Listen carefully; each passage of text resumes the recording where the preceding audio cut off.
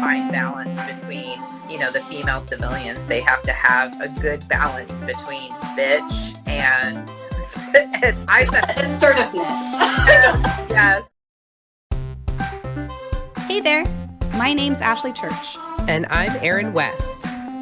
We were once newly promoted crime scene and latent print supervisors on mutual struggle buses as we both simultaneously tried to navigate through the challenges within our forensic units. Now we run a business where we create tools and resources that we wish we had had to make these transitions easier. We like to talk about the experiences we've had in the forensic field, the good, the bad, and the ugly, in the hopes to create awareness around these issues and move the needle forward to create positive change in the forensic community. So if you're a forensic professional, regardless of your years of experience, who's not afraid to dive into real, raw, and sometimes uncomfortable topics, you're in the right place. This is the Forensics Unfiltered podcast. Last week, we were digging in the bottom of a lake. That's right. For several days. And they also had a bunch of students out there. And I was like, this is either going to make or break it, because these students are going to be like, this is awesome. I love this shit. Or they're going to be like, this sucks. I'm changing my major. Or they can go the lab route. I mean, if you do the field work, you can still go in the lab, but yeah. In the hot summer heat. Yes. Nothing like digging at the bottom of the lake with all those creatures and those the mud. For sure. Love it. So we've been in the field, years and years. So some people may have had different experiences than us, depending on where they work, how long they've been in the field. Maybe they've seen some things change for the good, and maybe they've seen things change for the worse. So we're just going to give you our accounts of what we've experienced as a female civilian. And for those of you that don't know, the term civilian and sworn, the sworn are the people that go to the police academy, they get sworn in. Those are the officers that usually carry guns. If you are a civilian, you're not going to the police academy. You're usually coming straight from college into the job market, and you're not wearing weapons on you. Some people will get pepper spray, but most agencies won't even give you that. So that's what we mean by sworn versus civilian. Yes, and both Ashley and I have been civilian employees throughout the course of our career. I have never been sworn, will never be sworn, should never be sworn. I'm definitely one of those people that knows that that's not my jam, and more power to all the police officers. I'm married to a police officer, and the stuff that, they do, I have no interest in doing. And, I'm a total wuss where all of any like that comes into play. So very thankful that there's other people out there willing to do that. That's not my jam at all, but it's not my jam either. But at least you have his perspective too. So when you're talking about these things with him, you can hear a sworn perspective, which sometimes we kind of forget. Yeah, he'll legitimately walk right into a fight. If we're out somewhere and he sees things starting to get rowdy, whereas I am we should go. We gotta get out of here. I gotta see what's going on. I'm like, oh my God, just leave him alone, But not my personality. But Ashley and I were talking about this topic earlier today, what the most significant issues we've had being female in forensics. And honestly, I think Ashley would agree with this, but the environments that I've worked in since I've started have been primarily female. The vast majority of forensic professionals that I work with, they're all female. Our unit is entirely female right now. We have no men at all.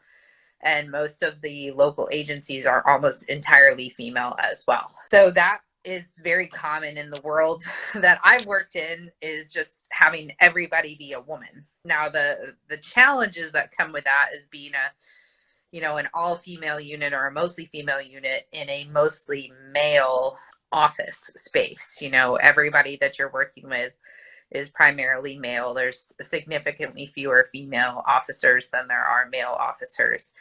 And so there is a certain dynamic that comes with having a whole group of female civilians working with an entire group of male sworn officers. But when we were talking about it earlier, the most significant thing I've personally experienced related to being female isn't necessarily like a sexist thing, like a male or female thing. It is literally just the ability to earn the respect of the sworn professionals that I work with. That's been the most difficult, challenging thing.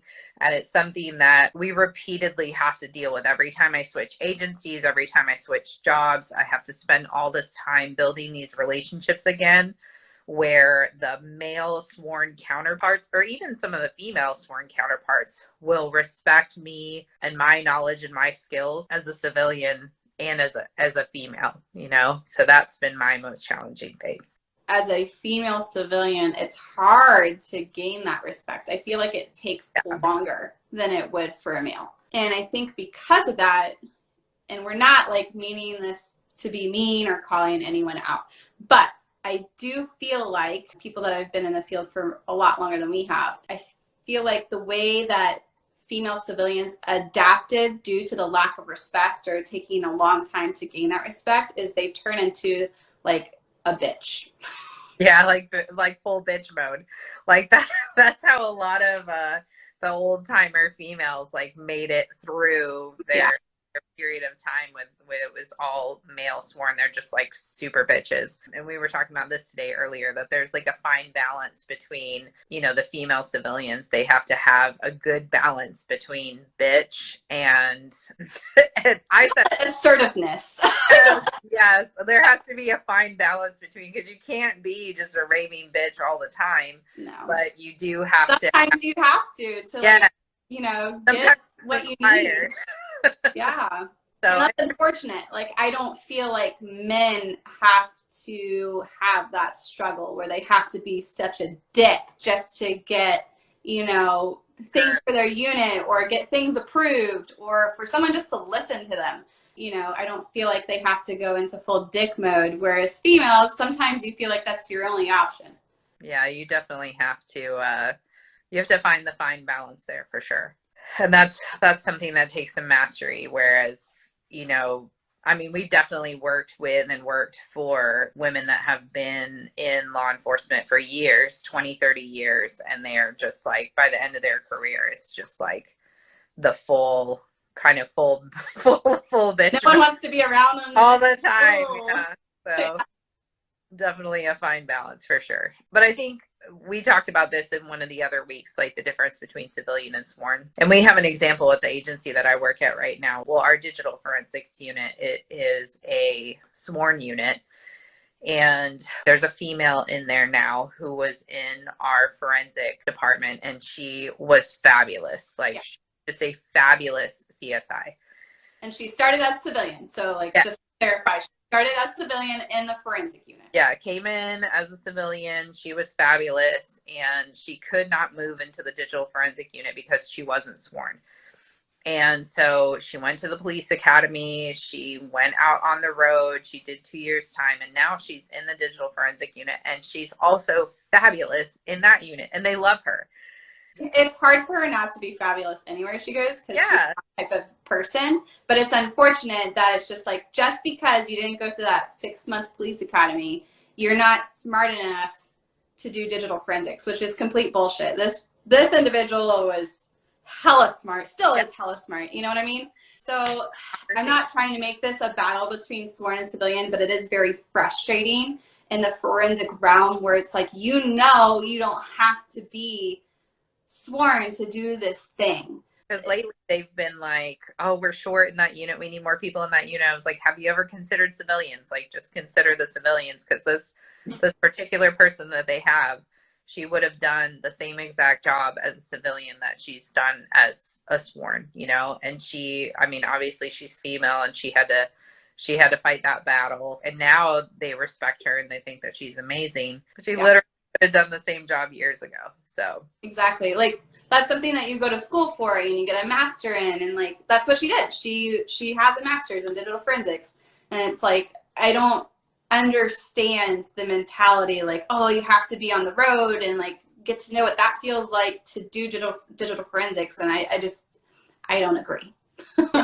Yeah, she's wonderful. But that's been the primary thing for me, is just not necessarily a lot of struggles because I was female, like really just earning the respect.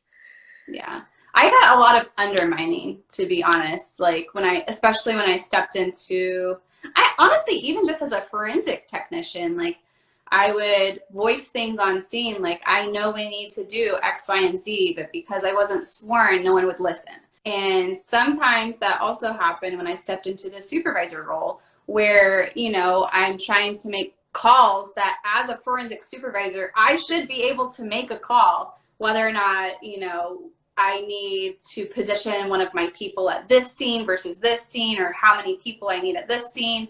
And there was, in particular units or particular individuals I was working with, there was a lot of undermining, where they wouldn't listen, or they would go behind my back and like go up the chain and kind of like force my hand to do what they wanted me to do. Yeah, there's definitely some of that. And I mean, for me, I do feel like a lot of that is civilian and sworn, not necessarily because we're female. I really feel like, I truly feel like my career, I haven't had a lot of issues with my career that are related to me being, like, I do think that the respect thing is something that comes part of it, but everything I've earned, I've never felt like I was, held back, or that I didn't get something equivalent to the people that were doing my same job, or anything like Right. that, because I was a woman. I feel like our field is becoming predominantly female. So, I mean, there are definitely still units out there that have a lot of men in them, but I've never worked in one. I mean, every unit I've ever worked in has been almost entirely female or fully female. So I do think because of that, like you and I haven't dealt with some of the other struggles that I think other female civilians do. Like, yeah. I have heard from like female civilians that work, like they have like a mixed unit. So they were a female civilian and their counterparts were male sworn CSIs. that's probably very different. Very difficult dynamic. And the women things that men just kind of like count off, like, oh, she must be on the time of the month, or like, stuff like that, where they get discounted a lot more, I think, than you and I did, because we worked with a vast majority of females. So we were all going through like things, and we weren't as judgmental because, everyone understood. Yeah. Versus what I've heard from other people, like they do have more struggles in that kind of climate than maybe you and I did, because we worked in predominantly female units. Yeah, that's probably very true. I mean, really, like we talked about a couple weeks ago about like being pregnant in a CSI. I mean, like for me, it wouldn't impact me at all to have somebody say that they were having a bad period, or having pregnant, or breastfeeding, or like any of that stuff. Would just be like, okay, whatever, which yeah. I'm sure if you have a mixed unit, stuff like that might be more. They complain a lot more about it, I think, like especially like obviously you can go back and watch the being pregnant as a CSI, but I think if you were in a predominantly male unit and you're like trying to pump, they would see that as a nuisance a lot more than like if you worked with a bunch of females, because everyone kind of understands a little bit better. Yeah, agreed.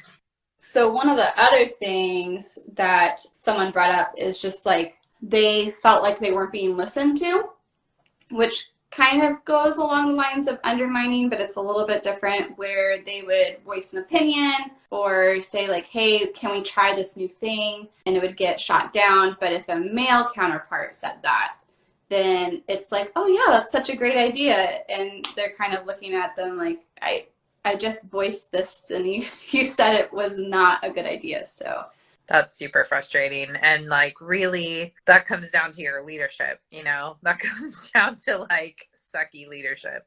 Unfortunately, your leadership makes all the difference. Like right now, my leadership, I'm the only female. All of the people at my equivalent level are male and sworn. And my supervisor, he's also sworn. And I do feel like he always listens to, whatever I bring up. And and really, like, it comes down to your leadership, you know, when you Exactly. I was just about to yeah, say, like, it all comes down to your leadership. Like, if you have yeah, someone that's actually open-minded and willing to work with you, no matter if you're male or female, versus, I know we've also talked about kind of the old school mentality, and there is some people that still work in this field that have the old school mentality that, like, this isn't a job for women. yeah, that's totally still out there. That's totally still a thing. So especially some of the, you know, old timer law enforcement, they are very strongly opinionated about having women in law enforcement anywhere. Some of them are. So that's definitely still a thing that's out there for sure. Yeah. And if those people are in your leadership, yes, it's going to be an uphill battle for you Yeah. until they're gone. Have to wait for them to retire, literally. Yeah. Because I don't feel like the people that are coming in really, I don't get that vibe as much. They're much more open. I think a lot of women honestly are going to the police academy more. I could be wrong, but it seems that way. Yeah. So they're probably encountering them in their police academies more, and you know they can see that women can do this too, and they kind of give them that little bit of respect better. Oh my gosh. Would not let a female do test fires. We just had, I mean, I told you guys we have an entirely female unit, and I had to call our range and say, hey, you know, we're going to start doing test fires. And the guys at the range were like, we'll do them for you. You know, we're not going to have the girls do them. Like, they can bring the guns and we'll test fire them. And I was like, no, like, we have so many that we have to do. Like, we can't wait for you guys to be available. I was like, the girls are going to be trained and the girls are going to do it, you know? I mean, there's been, like we talked about earlier, there's been plenty of times, and I have no doubt that there's people at the agency that I work with now that think I'm a total bitch, you know? There are times when, you know, that has to come out and that authority has to be asserted, but it's taken a long road for me to be able to balance those, where everybody doesn't think you're a bitch all the time. Guess who ended up doing the test fire as a female? Yeah. The women can do it too. It's totally fine. We're totally capable. So I just don't understand that at all. it's an old school thing. Well, I think you battled it too when you started and they wanted to clear all your guns. They didn't want the women to clear the guns We're all women. Yeah. I was like, get out of here. Like, let me clear my own damn gun. Yeah. Like, we're actually trained to do this, and some of the young officers who have no clue. Yeah, they've never even seen these kinds of guns. Yeah, that was definitely a struggle that I've witnessed. I mean, it wasn't an issue for very long because I was like, you're not touching my gun, so get out of here. I know a lot of people that have voiced the same struggle where I don't know if they're trying to be like, you know, chivalry isn't dead type of thing, but I don't need you to clear my gun for me. Thanks. Yeah. You're probably going to do it wrong anyway. Thanks. Like, get their DNA all over it. Oh my gosh. Yeah. Or, I mean, just not clearing it properly at all. Yeah. I also think, like, because I don't want to make it a battle between sexes, but I also think there are struggles when you work with all females. Oh, yeah. All females have their own challenges for sure. I think men, I mean, they say that like women are gossips, but I actually think that men are pretty gossipy themselves, but men get over shit. Like, yes, let things go and move on. I think when you have a whole group of women, you can have a lot of, actually, I think like having a man or two in your unit actually breaks up some of that drama. Yes, always. Yeah, me too. Like, I could definitely feel a difference when it's like basically all female, and then you have like a couple guys trickle in, and you're like, oh, thank God. Like, you know?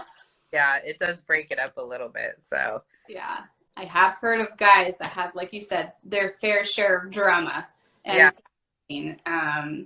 but like you said, I think they kind of get over stuff, or people don't hold it against them as bad.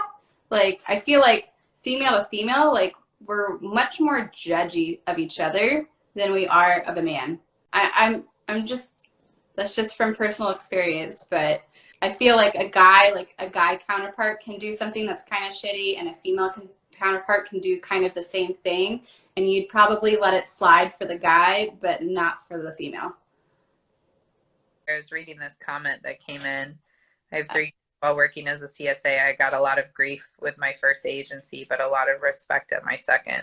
Most of the grief I got was from fellow female CSIs. Yeah.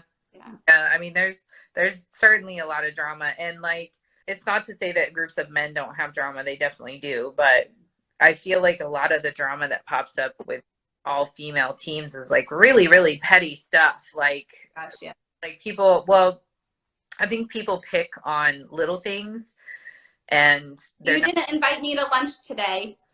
Yes. Well, the key is there's something like deep down underneath all of that stuff. Like, of course, pick on something really petty. So I feel like when you're in an all female unit, you get a lot of, complaints about little tiny things, like whatever, little bits of drama here and there.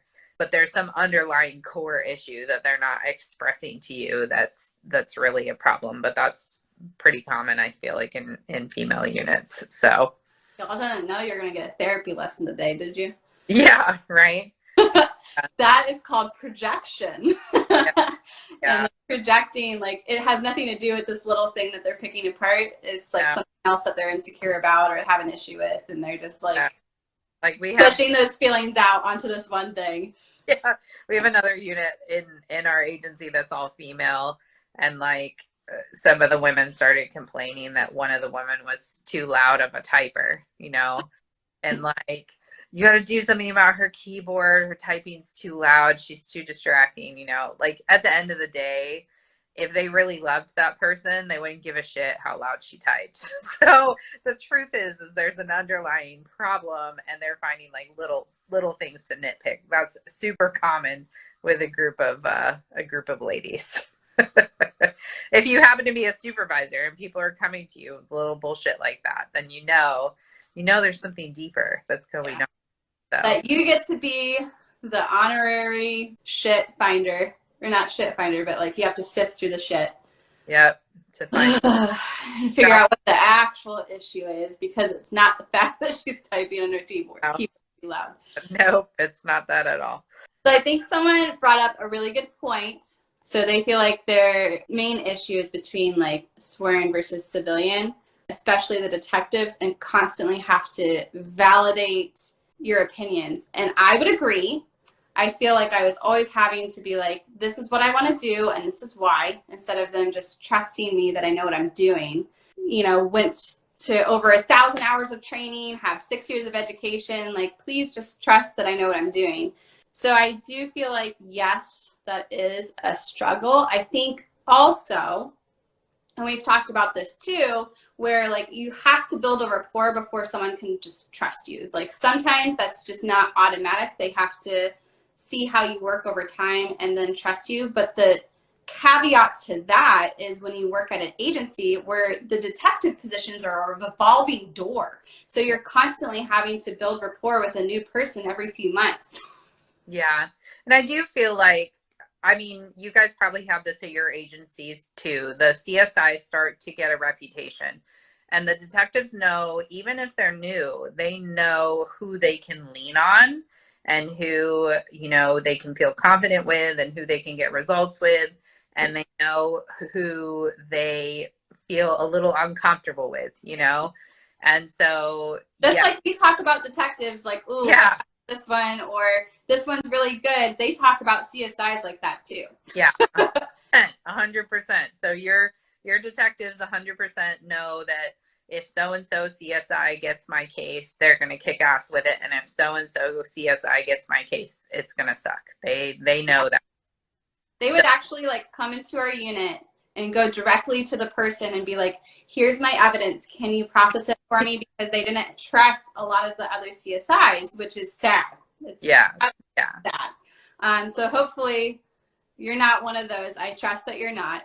That's on us to build that rapport, like Ashley said, and that's on us to build their confidence with our skill set. So like she said, I think sometimes people come in and they demand that respect right out of the gate, and that respect has to be earned. Like, they have to know that they can trust you, and you have the abilities to add to their case, Yeah. But I agree with what she said.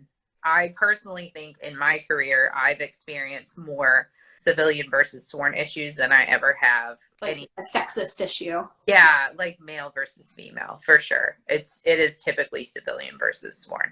Yeah, that can be so hard, just like constantly having to validate yourself. I remember being in a homicide once, and this detective that had not been a detective that long, at least not in that unit, we were working a homicide scene. They were complaining because we were taking too long to go to where the suspect was in the interview room because we were processing the scene. So I finally get to the interview room. I'm going to like collect his clothing and get his DNA standards and everything like that. And I walked in the room and it smells like bleach.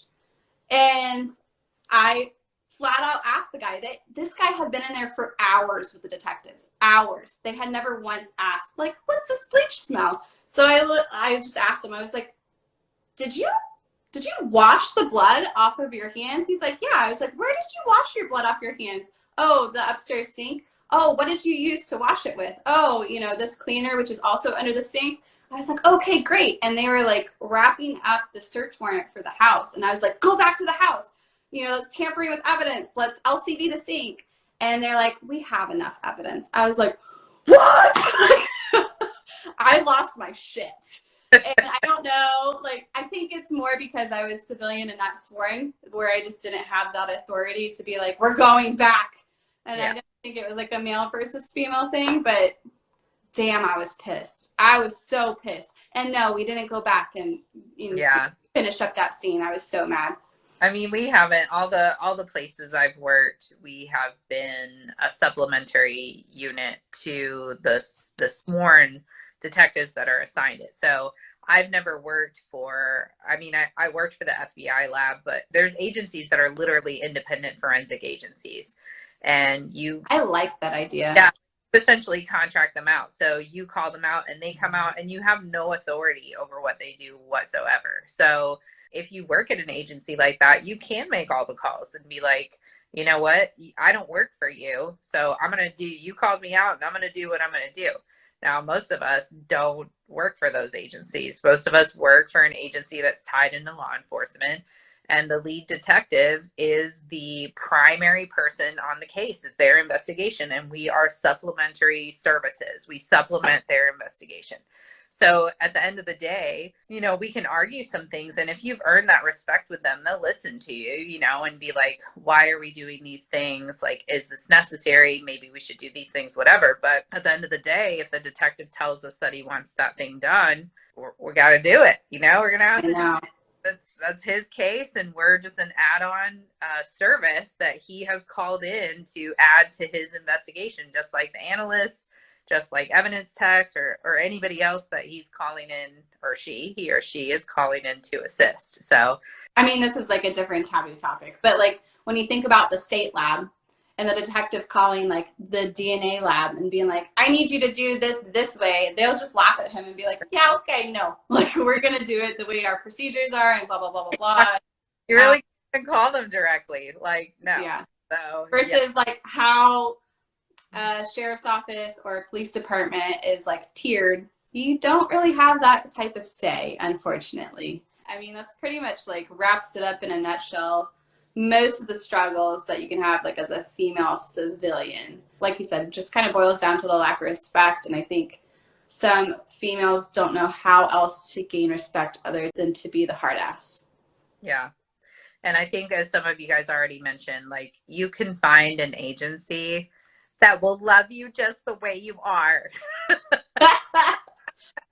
I hate that they're like, oh, you need to be loyal to this agency. No, you don't. Like, it's okay for people to move on or find a better fit. So if that agency is not for you, go find someone that will love you the way you are. Someone will love you the way you are. You just can't be scared to go. On the flip side of that, I'm sure Ashley covered this last week, but the grass is not always greener either. So I think every agency has their damn issues. They can seem like the greatest thing on the outside, and then you get in there and you're like, oh. Yeah, there's not a single agency on the planet that doesn't have their struggles. I've worked at a whole bunch of different agencies at this point, and every place has its great things and its things that suck. And that's just that's just the way that it is. So if you're searching to find that like perfect place, like it doesn't matter. You'll go somewhere new and after a year they'll annoy you too.